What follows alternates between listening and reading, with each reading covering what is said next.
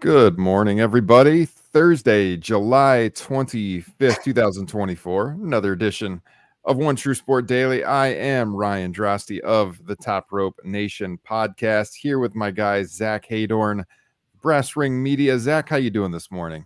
Doing good, man. Doing good. It's I was listening to sports talk radio this morning, talking Bears camp, and I was like, man, it's about that time. It's about that time. And that plus all this wrestling that we got, hey, it's gonna be a good day. Dude, we got 1 week from today, Hall of Fame game. First That's preseason right. game. Yes. Bears are in it, man. No injuries, just no injuries. That's all. That's it. That's all I really want to see. And it'd be fun to see Caleb Williams and like the new guys and stuff, but just no injuries. Not for very long. I don't want to see him all that long. No, I was no, so right. paranoid on these preseason games. I'm fine with like 4 handoffs. Done. Yeah. That's it. Eddie, history would say you're right. Poor Bear fans about to get disappointed. It's highly likely, but just let us have some optimism right now, all right? It can last for a couple of months. Come on, man. It's not even August yet, Like if you can't have optimism in July, I mean, what's the point? Andrew, Bears in a Hall of Fame game, lowering our standards. Whoa. Andrew, do you know which team has the most Hall of Famers? I'll give you one wild guess. That'd be the Chicago Bears. That's right. That's right, Andrew. And the acclaimed are no good either. Look, we'll be here on Mondays during the football season crying our eyes out, I'm sure. But hey, right now I'm feeling really good. Maddie's on our side. We got Maddie in the chat checking in from Australia again. Good to see Matt back. 11 p.m. Thursday night over across the globe in Australia. Glad you could join us again, Matt. Glad you're joining us wherever you are, whether you are live here with us right now, on demand, if you're on the podcast feed over on onetruesport.com and you're a member, we appreciate you listening as always. Guys, if you want to become a member, go to onetruesport.com. All kinds of great benefits. We talk about this every day. It's true. Access to some of the biggest legends in pro wrestling. The only way to hear our show on your podcast feed is to become a member as well. So you can check out all of those details at onetruesport.com. And as Zack announced on the show yesterday, let me just show this to you guys on the screen. There is One True Sport Daily merch available right now. OneTrueSport.com. I got my order in yesterday. I chose the royal version, this version of the One True Sport Daily shirt. So when that comes in the mail, I will be sporting that on the broadcast. Now we are going to look real good in this stuff, and boy, God, those are sharp. Those are sharp. Pick it up, guys. I put my order in too. So, heck yeah. There's even a hat. Look at this, you guys. Very cool. One True Sport Daily trucker cap that you can check out over on onetruesport.com. Just go to Shop by Collection and go to the brand right down here. And that is where you will find the One True Sport Daily merch, my friend. There it is. Good stuff. Nice. Thanks to Dom and Paul for setting this up for us. Get it. Get it while it lasts, folks. Get it while it lasts. Love it. And also, of course, if you're watching us on YouTube right now, totally free way to support the show is to subscribe to the channel. Show Zack and I some love by liking this video. Always helps us get a few more views if you like the video. And then, of course, another way you can support us is this super chat. So, we like to get our listeners involved in the show. We'll putting chats on the screen throughout as we can. But if you want to guarantee your chat gets read, hit us with a super chat. That's the way to directly support Zack and I and what we're doing each and every day. So really, really appreciate those super chats. So Zack, without any further ado, let's get to it. AEW Blood and Guts from Nashville last night. We had, the big Blood and Guts War Games match at the end of the show. We had a few matches during the first hour. And before we get to all of that, let's talk about this MJF. MJF comes out, heels it up to the Nashville crowd. And then what does he do? Zack, he revealed a new belt. He made the International Championship the American Championship. What did you think of this move? Well, I mean, I think they maybe misjudged whether or not you can get heat by calling something the American Championship, because as soon as he did, he was drowned out by a sea of USA chants. Probably not exactly what he was going for, since he was, pretty much healing on the fact that the audience liked seeing international champions be international champion, guys like Pac, guys like Will Ospreay. So I don't know. Look, I don't know that the premise is going to matter in the end. I guess that's where I'm at with it. Like, I think it's fine. I think it's going to work. I think it's fine. I think you're in the end, you're still going to get, a Will Ospreay who's cheered deeply with a lot of investment in seeing him win at Wembley Stadium. I think you're going to get a lot of, hate for MJF, of course. But I just think it's like kind of unnecessary, because I think if you just let the two guys be themselves, you'd get the same amount of heat. Like, to me, this screams like we've got something planned for MJF at Wembley Stadium. We want him to do some kind of big, American entrance or something like that. And Will Ospreay as like the hometown hero. Mm-hmm. I think that's going to work. But as I said, I just think that, like, anytime you can get away from like, the USA stuff against like the, foreigner stuff in 2024, I think that's always the way I'm going to go on this. So I maintain that here, but I do think it's going to work. I don't think like they're not going to get what they want. I just don't know that they needed it. I think if you just stayed in the same lanes that they were in, almost cut the same promo if you're MJF, and have Ospreay cut almost the exact same promo and just calling it the International Championship, I think you land in the same spot. That's my take. Yeah. It was kind of odd. Again, you're right. It was very odd, since he's playing heel, and like he reveals this belt, and of course everybody explodes cheering because they're in the United States. So then he's like trying to get them to boo, and he's like, "Oh, I'm not talking about Trashville," or whatever he said. He's talking about Long Island and all this. It's like it made it harder for him to get heel heat because of course he's in the U.S., so patriotism is going to play. I did like that. They had the big U.S. flag come down, and they had his face on the stars. That was pretty clever. That was cool. Yeah. Also clever to have this go head to head, at the beginning of the show with the address going on for President Biden at the same time. So, like a little irony there as that was all happening. But yeah, I mean, I thought once Ospreay came out, it was pretty good. Ospreay, we've talked about this on the pod before. He is just very, very believable when he is hot like he was last night and screaming and yelling at Max. And I thought the segment was really good outside of the awkwardness and MJF trying to get the booze early because of the patriotism bit. Ospreay was great.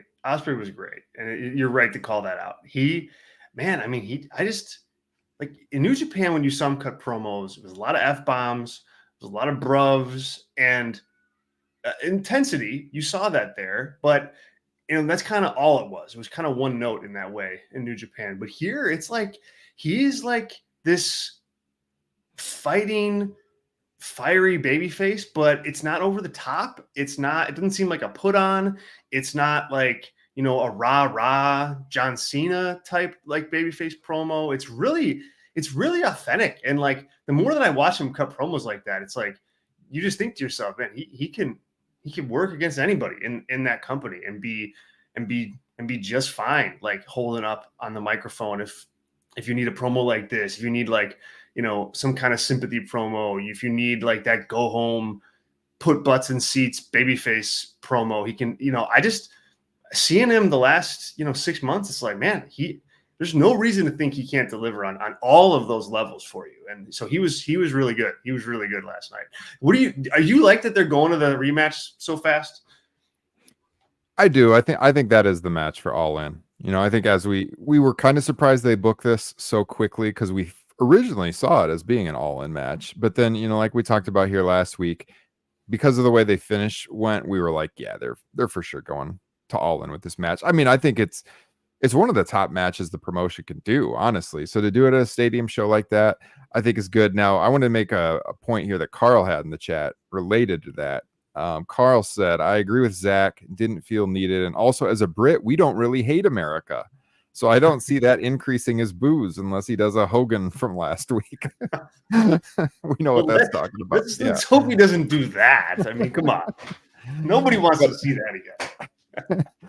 But yeah, like Brits don't, I mean, this isn't 1776. Brits don't really despise Americans. So, I mean, that's the patriotism bit's not really going to get you booed over in the UK. So, yeah, I mean, altogether, I don't really get the angle in making it the American title. The Brits aren't going to care. And here it was just going to get them cheered. So, I mean, what's really the point? Zach, before I forget, at the very beginning of the show, there was a backstage segment. And I know you tweeted about that. So the car bit with the pierced tire and then getting in the. What'd you think of that, Zach? That was horrible, terrible. Like, why okay.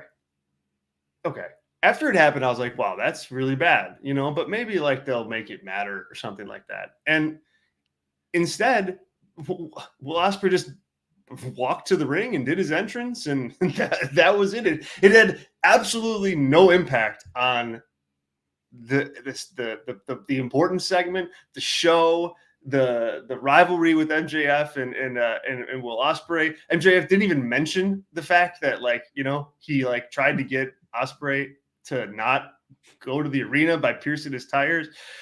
Also, you had them filming Will Ospreay kneeling down before you really even saw that the tire was punctured. Mm-hmm. So it's it was garbage execution. And then Alex Marvez, holy cow, man!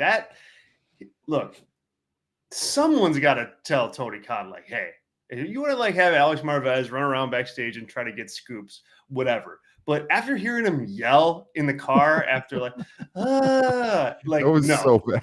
Just no more. Ospreay looked like a goof, and just no.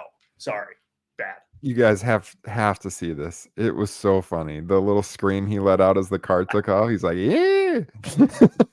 It was so bad, guys. Oh my gosh. Oh man, real bad stuff. But yeah, man, this chat is popping. We got a super chat from Matt, which we're going to get to here in just a second when we get to the Blood and Guts match. So thank you, Matt, for that. What else here? I mean, Eddie's talking about how he would have waited for All In. I agree. I would have just done the first match at All In. I don't think you needed to run two of these, and it would have had even more anticipation, if they hadn't touched up until All In. I think they were just trying to pop a rating. That's what it comes down to. I wouldn't have done it. Just a couple of years ago, they did something similar where they did when Punk came back and they did that Punk Moxley match that ended in a minute. Remember, just before they had the match at All Out for the brawl and everything. I didn't like that either. I thought, why are we giving away this match right now? I don't get me wrong. I don't like having this match on Dynamite last week. I would have just done the match at All In. I totally agree with Eddie. Same. I mean, just like we talked about. I mean, there's one reason to do it, and it's to get a rating, and they did. So, mission accomplished to that end. But, you did give something up with that. I mean, you can only put two guys in the ring for the first time once. I think that would have mattered more at inside Wembley Stadium. Plus, they felt like they wanted to have a reason for them to wrestle again. So they wrestled a near 60-minute classic that is just going to be hard to top, at Wembley Stadium. I mean, what are they going to go an hour? Probably not. Is it going to be more of a kind of a street fight type match? Likely. I don't know, but I do know that it's going to be really hard to top that first match because it was so good. Not to mention, you now have that match, surrounded by other really good matches on the show. It's got Danielson and Swerve's going to be on there. Mariah May and Tony Storm angle got really heated up nicely yesterday. Even Britt Baker and Mercedes Moné, that's going to be a thing. You're going to have a tag team match with the Young Bucks on that show. So it's on Dynamite, it stood out, and here it's going to, have to really stand out if people are going to, be talking about it like they were. So, I mean, it was business, man. They wanted to get that number badly. And, I suppose they did. Yeah.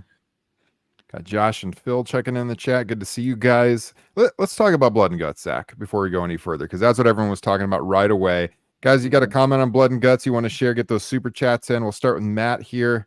Matt says, Darby was my standout, and also he was liking to see the heel MJF. I agree. MJF as a heel is great. MJF as a babyface, I never liked. I think MJF as a heel is always the way to go. Now, in this match, was Darby your standout, Zach, as we get into Blood and Guts? Yeah, he was. I think he was. I'm trying to think, like, who else? Like, I mean, I guess you could make an argument for Swerve a little bit. He certainly had his moments. Heyman kind of had his little moment there too. But I think Darby was definitely like the consistent guy. It's almost like the whole match, by the time the match was done, it was almost like the whole match was there for him to set up this thing with Jack Perry, which I don't love, and we'll get into that here. But so that question specifically, yes, I think Darby was the standout. He also had the cool spot. He also had the cool moment on the mic where I did like that part, and I wasn't a fan of this overall, but I did like the part where he picks up the mic and go, all right, let's really get into this now. I thought that was a cool, like, Darby mic moment. So yes, he is the standout, for better or worse. I'd argue worse, but nonetheless, the standout. Yeah, he definitely stood out. I mean, right from the start of the show, they had the backstage Team AEW, segment, and Darby and Swerve were arguing, and basically, like, Darby talked down Swerve backstage and came out looking like the star, the world champion. And yeah, in the match, like you said, it all came down to him setting up that match with Perry. So it basically, they used Blood and Guts as a way to build to a match at All In, a TNT title match. Should Blood and Guts, Zach, be used as a prop to build to a TNT title match? No, definitely not. But that's what happens when you have really no other storyline plot points to work with in the match. Like, you end up kind of going places that you don't want to go. And I thought this match really, really, really suffered because of the lack of, like, that narrative specifically between the two teams, and a lack of stakes, really. Like, I found myself like 10 minutes in going, like, why the hell are these guys beating the tar out of each other? Like, for what? Like, and so it ended up being, to me, and it was entertaining to watch. Like, I don't want to, like, say that, like, crowd was into it, but being into it and being invested in it, I think, are two different things. And this seemed more just like, an indie kind of stunt show to me than it did like a meaningful Blood and Guts match that had some kind of consequence in it. And I don't want to make this too much like WWE versus AEW or anything like that. But, like, when you look at the War Games match last year, when you had the Judgment Day on one side, you had Cody and his guys on the other side, like, there was a beef there. People, were invested fully in seeing that Judgment Day side get taken down. And it mattered. Like, there was a reason for these guys in that match to go all out and kill themselves, like, trying to, beat up their opponents, because there was, like, a hatred that was there. And it just wasn't there last night with these two sides. And, I just didn't feel that when I was watching the match. And so you end up, as I mentioned, taking it into a direction that is just a little bizarre and trying to overbook it so that, it ends up mattering in the end. And in this thing, you had the Swerve stuff going on. You had the Adam Page stuff going on. You had the two of them together. Then you had Page and the Elite not, like, being necessarily on the same page. You had Darby and Jack Perry. You're trying to book that. You're trying to book, like, a high spot off the top of the cage that I thought looked really, really bad with Bowens just kind of, like, aiming perfectly and then falling off. So yeah, I didn't feel anything for this outside of watching, like, kind of like the car crash. I didn't feel anything. And then, in the end, Perry gets his match, and it's like, okay. Yeah, you had to almost light somebody on fire to get a TNT title match. Like, I guess that's a way to go, but it just seemed like it just didn't mix in with everything else that was going on. So, yeah, thumbs down for me. But I know that there's people out there that that certainly enjoyed it, and that's, hey, good for them. Yeah. Tons of stuff going on in the chat right now. I'm going to try to kind of summarize. We'll throw these super chats on the screen, but I'm like Andrew was mentioning that Darby should have had the flamethrower because the gas can's kind of Eddie Kingston's gimmick. Correct. Apparently Eddie was going to be in this match till his injury. I think he have an interview where he talked about that. That was the plan. And yeah, the problem with this and the way it went down to me is that I don't feel like Darby and Perry is a match that people are like super excited about. So for this match to, kind of serve as the catalyst for that makes no sense. Certainly they didn't go into this at all what we predicted yesterday on the show. Zach. We thought the Elite was going to win, and it was going to be all about setting up another match between Hangman and Swerve down the line, and they didn't play it in the finish at all. These guys got taken out up on the stage, going through some tables off the side of the stage, and they were like dead from it. They were gone for 5-10 minutes after that spot. We never even saw them again. So like, that wasn't the story at all. And to me, if you're going to use this match to like build to something in the future, it should be with your world champion, not like the underneath title in a match that nobody's really pining for anyways. That said, in setting up the match, it was effective. This kind of stuff is never for me, like, just like you, I lived through the 90s. I've seen a lot of car crash TV. It doesn't do anything for me. If you're a younger fan and this is new, then maybe you get into it. I was more just like cringing at the dangerous stuff they were doing, like Bowen's hitting his head on the ground. In particular, the unprotected chair shot that Jack Perry took.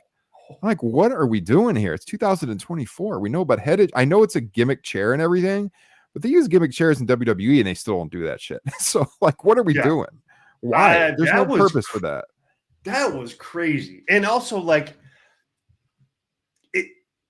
you're exactly right. It didn't have a purpose. Like, even in the broader, I mean, you're going to threaten to light this dude on fire. So do you really need to smash him over the head with a chair? Like, I mean, come on. And then I don't know. Look, here's the other thing. And I'm genuinely curious as to what your like thoughts are on this. Cause I don't know if it's just me being like overly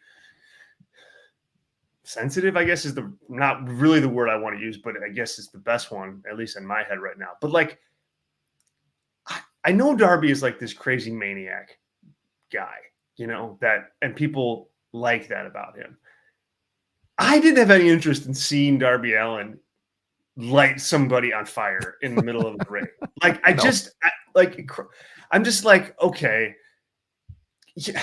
Yes, I guess it's kind of within like the bounds of something that you think Darby might do, but like Darby's a likable guy. He is a sympathetic figure in a lot of ways. Like, I think when you present him as somebody that is willing to murder somebody on television and burn them alive, like, I'm just like, he loses something for me in that. So I thought that was, a miss in this too, on top of like that chair shot. It's just, you just can't do that. It doesn't, I don't think it serves any purpose, like, at all. And like, someone's got to, and there's smart people in that ring, Okada's in that ring. The Young Bucks are in that ring. You've got all sorts of guys backstage. Just someone's got to just say, hey, like, no, we're not doing that. We're not doing a chair shot at all there. We're threatening murder anyway. So forget it.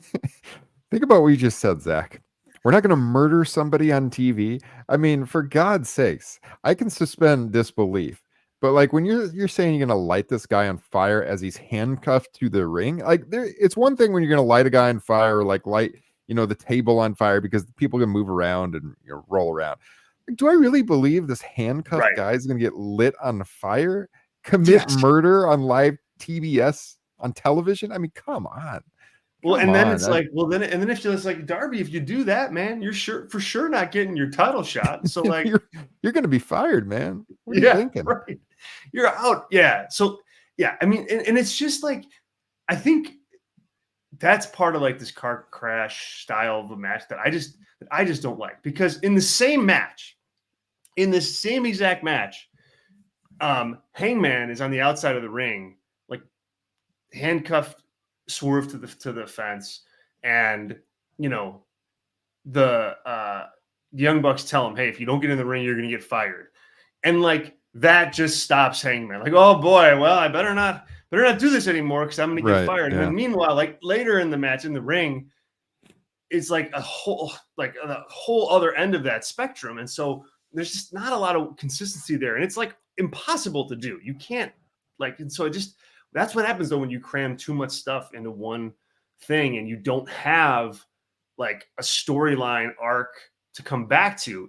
I think you can lose yourself in it, and I think that's what happened last night. Yeah. I mean, the finish was just cheap. The finish, it's a blood and guts match. It's supposed to be the most physical, which is a point I want to come back to because there's another thing I saw you tweet. It was one of these like physical beatdown matches where there's no escape.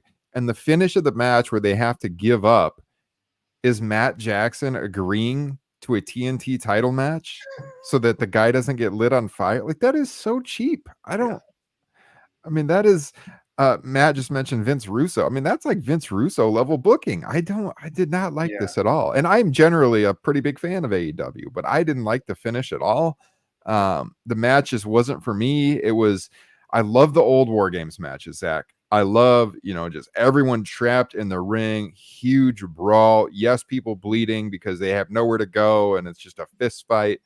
I don't like just like the spots with the weapons over and over and getting out of the ring. And to me, it's nothing like War Games. I did not like it. Yeah. It had spots that are going to get social media play, which is what they want. They get eyeballs on the product. But in the end, I didn't think it was a very good match personally. Yeah. And I didn't like the finish. Now, will it do ratings? Well, we got the super chat from Matt. Darby equals ratings. I will tell you, man, kids love Darby. The kids who do watch this promotion, my co-host on Top Rope Nation, Justin Joint, has a 5-year-old, and he might be 6 now. Just got done with kindergarten, and his son is a huge Darby Allin fan. So, like, is my buddy Justin sitting down watching this with his son? And like, now, bud, I got to tell you, he's not really going to kill the guy. You can still like Darby. Yeah, that's it, man. That's it. I mean, like, that's exactly right. And I mean, yeah, there's no better way to put it. I mean, that's exactly right. And it's not even just for kids; it's for anybody. Like, no, you want to see like, your buddy like murder a guy. Like, come on, like nobody can identify with that. It's just, I just think it's just cheap finishes. Is it the right way? Is the right way to frame it? And remind me, are these always matches that end in somebody giving up? Like, does it have to be someone, is it I quit, or can there be like a pinfall in this? I forget how the other ones have gone. And while you think that over, I want to like point out, so Trevor Dame on Twitter yesterday had a really good tweet about like War Games compared to what we saw from last night. And it's a little snarky because that's what he does. But he said here, maybe I'm a grumpy aging man, but I wish we could go back to War Games matches being hate-filled cage matches and not what if you put a cage around Home Depot plunder exhibitions. And that's like exactly staplers, pencils, scissors. Like, it's like, God, come on. And I don't know. Yeah. I think they missed the mark. I think they missed the mark on this. Yeah, no, agree 100%. I think that I feel like that has been the AEW stipulation. I'm trying to remember. Okay. But I could be wrong. I think there is something to that, because I think like didn't like Jericho like give up before they like launched him off the big cage. Yeah. Too. Yeah. I think that's like an ending spot. Dude, I know Bowens like smacked his head on the mat during that table bump, but I thought that was another low point in the match too, where it's like he got his head smashed on like the steel cage, and then kind of like, I know the idea is that he's selling being knocked out, and then he like lets falls off the thing, but I just thought that was like the whole, like you had like 4 cameras on that thing and on that spot. And I thought it just looked terrible. Like he's just kind of aiming almost like he was practicing it in the afternoon and still missed and still smacked his head on the ground. I didn't love that either. No, that was pretty scary too. The finish last year, I had to look this up, which isn't good. I mean, you guys, if I have to look up finishes from matches a year ago, I can remember almost every pay-per-view main event finish of my childhood, like without even looking. I'm like, well, how did that Blood and Guts match last year end? Remember, so Page had the chain that he wrapped around the neck of Wheeler Yuta, and then Moxley actually submitted to save Wheeler Yuta from getting choked with the chain. That has been their stipulation. That's right. Okay. All right. So, do you believe in Joe Hendry? I got to ask you. It's on the super chat. No. Are you getting there? No, but I'd go with him though. I'm in the middle ground. I would definitely go with him. Yeah. Another one from Matt. Another super chat. Thank you, Matt. Cornette versus Russo at All In. CM Punk watching Jack Perry. CM Punk and Jack Perry getting in a room again would be very interesting. It sure would. CM Punk, was losing his mind last night watching that match. Not that he was watching it, but if he was watching it, Do you think he watches AEW? I bet he still watches. I bet he does, but he would never tell you that he does, though. Never, ever in a million years. Yeah, I bet he does. Josh checking in with the $5 super chat. Thank you, Josh. He says, do you feel that Darby's crazy acts will influence his young audience to do crazy things at home? I mean, there was a lot of people back in the 90s and early 2000s doing those Jeff Hardy spots at home, was there not? There was. And here's the thing, like, this is such a bad answer for a parent of a 5-year-old and a 3-year-old, but yeah, I think he probably will, but it's not his responsibility though either to make sure that they don't. Like my kids watch wrestling, they're 5. Like they talk all the time about like different things, or I want to body slam this or that, and they don't do it. So it's like, I think that's kind of on like the parents to make sure that doesn't happen. But I think, look, you kind of want that if you're Darby Allin. Like there's the edge there. That's like the cool factor of liking Darby Allin if you're a kid, just like, liking Steve Austin and flipping the bird when you're a kid, when I was, 6th, 7th, 8th grade. Like there is a part of like this rebellion, like part of his character that I think is really attractive to young people, and people that are finding wrestling for the first time. But I don't think I just don't think it's his fault if someone, in Chicago suburbs, like jumps through a glass table because, well, Darby did it. Like, it's just, I think you got to draw the line somewhere there. So yes, but no, I don't think it's good. I don't think it's his fault really. Yeah. I got kids too, an 8 and a 5-year-old and a 2-year-old. I'm starting to hear them upstairs. They're rumbling. But, hopefully they're not rumbling too much. And they watch wrestling too. And I constantly have to tell them, like, you guys know they're not really hurting each other. And they know that they're only allowed really to wrestle me, and then they beat the hell out of me. But that's it. That's it. They'll jump off the couch and do flying cross bodies and stuff to me with reckless abandon. But when we're watching the show, I have to remind them they're not really hurting each other. They're working together and all of that. So it's definitely on the parents, but I think it will influence people. Yeah. So yeah, good point, Josh, in the super chat. Real quick, I mean, the rest of the show, Zach, what did you think of Mariah May and her debuting the new character and winning essentially a squash match there? I thought that was really good. I thought it was, I would argue that it was probably the best thing on the show yesterday. I think now that I'm thinking about it, like, I think she needed a moment to just showcase herself, the new Glamour Mariah May, right? Like, here's some new music, here's a new look, here's a new kind of attitude, style in the ring, and she gets a big win. Plus, you get the Tony Storm, kind of running after that. I think got over huge. Certainly interested in seeing this match, and so yeah, and it checked all the boxes for me. And I think it's cool that, like, I don't know, I like this kind of artsy stuff in wrestling, but I think it's cool that like Mariah May is all black, Tony Storm all white in presentation. I think it's going to be really cool when they square off. And so, I mean, this is one of the best built women's title programs that they've had. I think it's probably the best women's title program that they've done.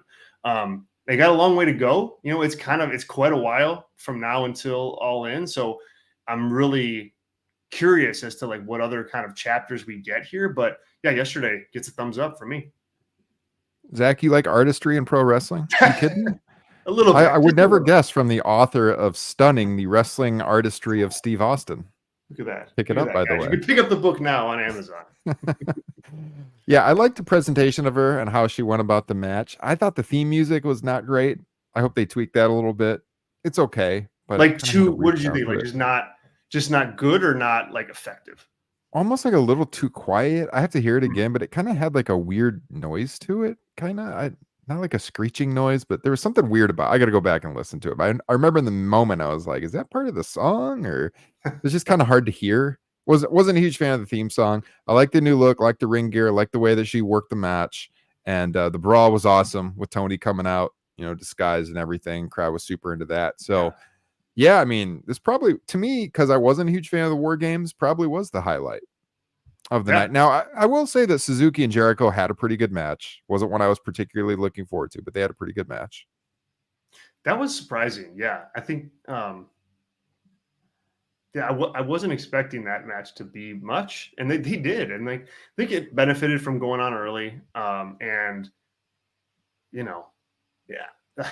Two old guys just smacking the hell out of each other for you know, can get over, you know. I mean, they know how to work, and I don't love the learning tree gimmick, but I think this is like an example for Jericho where it's like you don't like you can't try to be like the Jericho of 15 years ago, you know. You got to be the Jericho that you are now, and I think there are still things he can do to get over. But like, you know, he's got to try to like work a different style. And he showed it this week because he was working with Minoru Suzuki, who's also in the same camp. And it has been there longer. It's weird. I think Jericho could learn a thing or two from Suzuki and how he presents himself. Yeah. Yeah. And then Britt Baker had her first match in a long time. What, since last September or something like that? Baker took on Hikaru Shida, and Hikaru Shida is usually really good in the ring. Britt's a good enough worker as well, but this match was a little sloppy at points. I thought you'd expect some ring rust on Britt. Shida, I even felt, who's usually super solid, was a little off at times, but in the end, Baker got the win, no surprise. But then in the aftermath, we got a debut, Zach, and Camille came out. She hit the torture rack bomb on Baker. I got to say, man, that is an awesome move. And why has nobody, even just the original torture rack, how does nobody use that move? Torture rack is such an awesome move. And the torture rack bomb version is freaking awesome too. I thought this was a great debut. Great debut. She's the perfect one to have that. Perfect woman to have that finish. She's just got the look. She's got the build. She's huge. It looks like the way she like is able to like jump up and down like while they're in the torture rack like makes it look like it hurts even more. It's a great finish. And I mean, I think that's a perfect pairing. I really do. I think Camille and Mercedes, like that is a money pairing. Not just in the short term here, like for Mercedes run and Camille as the obvious heavy, but long term too. Like, you know, down the road, you know, this is going to be like a Wardlow MJF type thing that hopefully ends better for Camille than it did for Wardlow. But I just think it's a really like great way for Mercedes to like fully lean into being a heel. She's best there. Now she's got this heavy. Britt's going to have a mountain to overcome. So, I mean, thumbs up all the way. I thought this was really good. And man, how much better has Mercedes been the last 3 weeks? Firmly in like the heel. Oh yeah, she looks more comfortable out there. It's good to see. So she's such an awkward babyface. She's very good as a heel. Babyface, not so much. I like this pairing a lot. I agree with some of the people in the chat that Camille long term will be great, you know, in the opposite role going off against Mercedes, but I don't think you can do that right away just because of familiarity with the audience. Right. Look, Britt Baker is way over with the crowd. She is one of the most popular on the roster. If you go to an AEW live show, they had to get her back in the mix. So I think that this is a perfect way to do it, having her working with Mercedes. It's a money match for sure for this promotion. You bring in Camille and you familiarize herself with the audience. As you said, she's playing the heavy for Mercedes. And then as people see her more, you know, because viewership for NWA is not high, you know, so as people see her more and they recognize how awesome she is, she'll start to naturally get over with the crowd, much in the same way that Jamie Hayter did. Another name I see in the chat here. And Jamie Hayter, maybe she'll come back at All In. I think we're all hoping that. I think Camille is going to have a similar rise as Hayter did last year. And I mean, we talked about this on the show before. This women's division in AEW is incredible. It is by far, I will say by far, I think it's leaps and bounds better than the WWE women's division as far as workers go. I think this is the much more interesting women's division right now. Well, look, workers for sure. I mean, workers for sure, but also like stories, angles, like it's all better. I mean, I mean, right now it really is. And you couldn't say that about AEW like 6 months ago, but they've got right now, what, 4 like solid women's feuds when you've got the Mariah May and Toni Storm, you've got Baker and Mercedes. Deonna Purrazzo is having a feud with Thunder Rosa in the middle of the card, and then you've got Willow Nightingale and Chris Statlander that are doing their thing. They're not all at the same level, and they're not all going to main event pay-per-views or anything like that. But that's a good spot to be. That's a really good spot to be, and I hope they can like iron out like the TBS title and the world title like differences, like and really make that world title mean more. But it just doesn't seem like that's in Tony Khan's DNA. He hasn't done that with the men's singles title, so I guess there's no real reason to expect it here either. Yeah.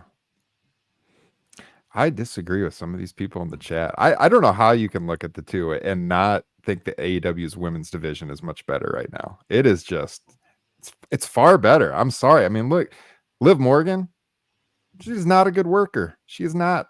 I mean, like for the complaints you see about Britt Baker can work circles around Liv Morgan. And it's not to say that WWE doesn't have talent. They absolutely do. But I mean, this AEW women's division is loaded right now. I mean, there are so many different directions you can go. Bringing Jamie Hayter back into the mix. Y'all, this is where it's at. AEW I think too with WWE, there's talent there. But we've seen a lot of it already. You know, we've seen like a lot of the big matches we've already have seen. We've seen Becky and Rhea. We've seen Charlotte and everybody. You know, we've seen Bianca and everybody. Mm-hmm. So there's just not a lot of what I think is like depth of places to go with your top talent. I mean, what are you going to do, Bayley and Charlotte like again? Like I don't know. Like yes, those are two really good workers, but you can't feature them all that prominently because we've been there and we've done that for like 8 years, like a long time. This is why I want to see Becky Lynch go to AEW. There's nothing for her to do in WWE. I'm sorry. There's nothing for her to do she hasn't already done that is captivating. I want to see her do something fresh. Right. Well, I mean, that's just it. And so like, until like you get like that new crop of like WWE women's talent up there, Tiffany Stratton, there's some fresh matches for her to have. But for Rhea, it's like, man, like, what do you do there? So I just think that, AEW has been kind of like pooling all this women's talent. And to be fair, like for a long time, nothing was happening with it. I mean, even recently, like Toni Storm just had match after match after match that's pretty like meaningless. Only recently do you feel like they've got the stars in alignment where all right, now they're going to be able to like hit go on some of this stuff. So it's I'm with you, man. Like right now, the upside is in the AEW women's division for sure. Yeah, and it got criticized for years, and rightfully so, as you said. But right now, I mean, best women's division in pro wrestling, easily. I would make that argument any day. We got a super chat before we go. Our guy Matt, man, he's hitting us up with the jokes today. Love it. Down in A new Australia. joke? All right. Let's hear it. All Let's see right. it. Super chat from Matt. I found a lion in my closet the other day. When I asked what it was doing there, it said Narnia business. Oh, Matt, you really get Matt, me. you know what? I'm using that. I'm like, that is a great dad joke. I will tell my kids when we get off the air. Thank you for Ooh, that. good. I'll I give like credit. This guy from Australia told me that. He also says RVD is epic in AEW. RVD, member of the One True Sport family. That's Check it. out RVD show here on the channel. Yeah, I've liked seeing RVD, and I love that they went for Pantera for his entrance, which is awesome. I always think using the real music's better than the created music, and of course the history of him using that song in ECW. Awesome to see Walk make an appearance when he comes back out for AEW, and also Hook to WWE. I mean, I would be surprised to see Hook go to WWE long term. You? Me either. I think he fits better there, frankly. Like, he just doesn't have the in-ring, like, I don't know. I watch him work in the ring and I'm like, it's just, there's not a big feel for that. I think he'd be really good getting plugged into that performance center and just, this is how we do it here, buddy. Because he's got other elements. He's got charisma. People, he is the favorite wrestler of both of my kids. They are obsessed with Hook. It's the weirdest thing. And my daughter's been obsessed with Hook for like 2 years. So there's something there, I think, with him. He's got like a good presence. But I think he'd be better off in NXT, not having to like feel like you got to compete with, Swerve and Will Ospreay and that. He's just not that kind of guy, not that kind of wrestler. So yeah, I think Hook to WWE makes a lot of sense. And I think, from a business perspective too, Taz is in his ear. WWE is the bigger company, bigger upside, bigger star, like probably a longer career if you want it. It just makes sense. I think that makes a hell of a lot of sense. Yeah, I believe much the same as you. It's also kind of how I felt about Jade Cargill, who was someone who had the look, but the ring work wasn't quite there. And I always thought her in WWE makes a lot of sense because she's got the look, but she needs to work more. She needs to train more. And they just didn't have those opportunities at AEW. Work house shows, that kind of thing. I think it's the same thing for Hook. When he first debuted, he has a look. He seemed like this captivating character, but the more we've seen of him in the ring, he's really started to die off a little bit or plateau. And I think, yeah, you're right. You send him to the Performance Center and where he can get in some reps, he can work some NXT shows, and his career will be on the rise again. So I think it makes a lot of sense for these people who need more reps. WWE is always the place to go, I believe. So yeah, I would not be surprised at all if he is there in the not too distant future. So, guys, this has been a lot of fun. One True Sport Daily. Went a little longer today, but that's all right. We had a lot to talk about. Active chat room. Always good to see your chats, whether we agree or disagree. Always fun to have the dialogue with all of you. And we really appreciate you for checking in with us. So if you haven't already, please hit like on this video before we end the stream. That'll help us out. Appreciate all that. Appreciate the super chats. As I said at the top, the super chats is the lifeblood of this show. You want to see One True Sport Daily each and every day. Support us with those super chats, and we'll keep it rolling. Appreciate all of you. Josh, Matt, thanks for your super chats today. Really, really appreciate that. Zach, we're going to be back tomorrow. You'll be driving the car tomorrow in the host chair. Looking forward to it. Driving tomorrow. You're going to be yelling like Alex Marvez on the side of the car. It's going to be a good day. We'll head into the weekend. We'll preview the weekend shows, which is pretty much just SmackDown, another quiet weekend in wrestling. So we'll talk about that. We'll talk about a host of other stuff. I'll be on the Brass Ring Media Show this afternoon, 3 Eastern, for our Thursday flagship edition of the show. We'll talk more in depth on yesterday's Dynamite and hit a couple talking points, about some of the all-in developments that were made yesterday too. So find us over at Brass Ring Media, subscribe to our channel there, and see you guys a little bit later. Yeah, same with me. Thursday nights is Top Rope Nation night, so we'll have a new flagship tonight over on our YouTube channel. So search Top Rope Nation, subscribe to our channel. Would appreciate that. Be myself and my usual co-hosts over there, Justin and Jesse, talking all the latest in pro wrestling. Always a fun time. So check out Top Rope Nation, check out Brass Ring Media, and we'll be back here tomorrow with a new episode of One True Sport Daily. We will see all of you then. Have a good rest of your day, or from Matt, a good night over in Australia.